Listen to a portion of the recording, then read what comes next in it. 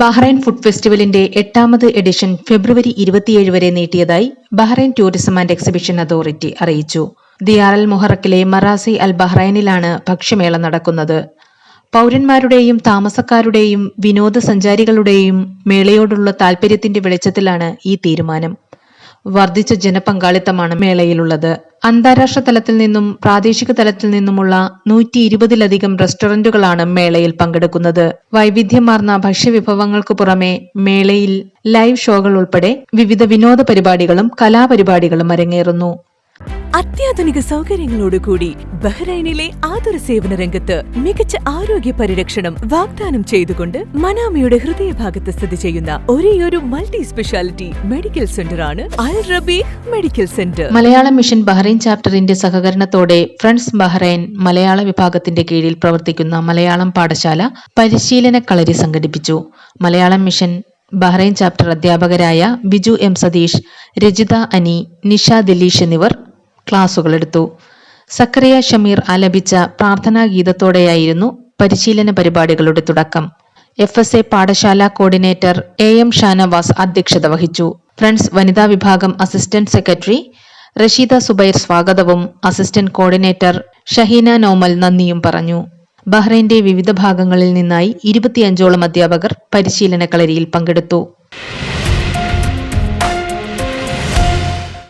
Gulf രാജ്യങ്ങൾക്കായി നടത്തിയ അറബി ഭാഷാ മത്സരത്തിന്റെ 5ാം സെഷനിൽ 3 ബഹ്റൈനി വിദ്യാർത്ഥികൾ മെഡലുകൾ നേടി. ഷാർജ യൂണിവേഴ്സിറ്റി സിറ്റിയിലെ ഗൾഫ് രാജ്യങ്ങൾക്കായുള്ള അറബിക് ഭാഷാ വിദ്യാഭ്യാസ കേന്ദ്രത്തിലാണ് പരിപാടിയുടെ സമാപന ചടങ്ങ് നടന്നത്.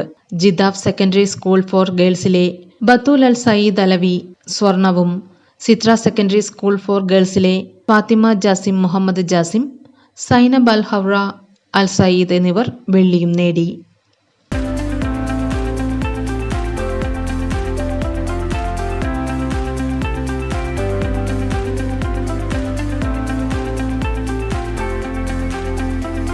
ബഹ്റൈൻ മാട്ടൂൽ അസോസിയേഷന്റെ വാർഷിക ജനറൽ ബോഡി യോഗവും പുതിയ ഭാരവാഹികളുടെ തിരഞ്ഞെടുപ്പും നടന്നു.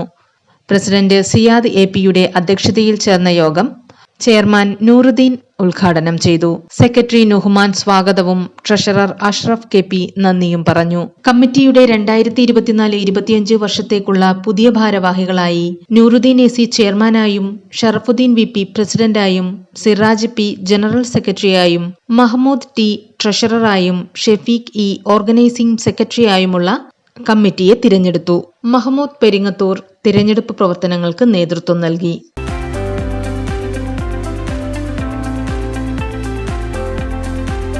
ബഹ്റൈൻ സെന്റ് പോൾസ് മാർത്തോമ യുവജന സഖ്യത്തിന്റെ നേതൃത്വത്തിൽ സെന്റ് പോൾസ് ക്രിക്കറ്റ് ടൂർണമെന്റ് നടന്നു. ബുസൈത്തീനിലുള്ള JCL2 ഗ്രൗണ്ടിൽ വെച്ചാണ് ക്രിക്കറ്റ് ടൂർണമെന്റ് നടന്നത്. ഇടവക വൈസ് പ്രസിഡന്റ് ജെയിംസ് ബേബി ഉദ്ഘാടനം നടത്തി. യുവജന സഖ്യം vice president Justin K Philip, treasurer Shino John, joint secretary Merin Ranju എന്നിവർ സന്നിഹിതരായിരുന്നു.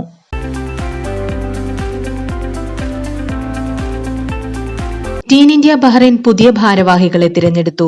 സിഞ്ചിലുള്ള ഫ്രണ്ട്സ് ആസ്ഥാനത്ത് വെച്ച് നടന്ന തിരഞ്ഞെടുപ്പിന് മുഖ്യ രക്ഷാധികാരി സുബൈർ MM നേതൃത്വം നൽകി. കൗമാരക്കാരുടെ വ്യക്തിത്വ വികാസത്തിനും പഠനത്തിനും കലാകായിക വിനോദങ്ങൾക്കും ആവശ്യമായ പ്രോത്സാഹനം നൽകുകയാണ് ടീം ഇന്ത്യയിലൂടെ ലക്ഷ്യമിടുന്നതെന്ന് അദ്ദേഹം പറഞ്ഞു.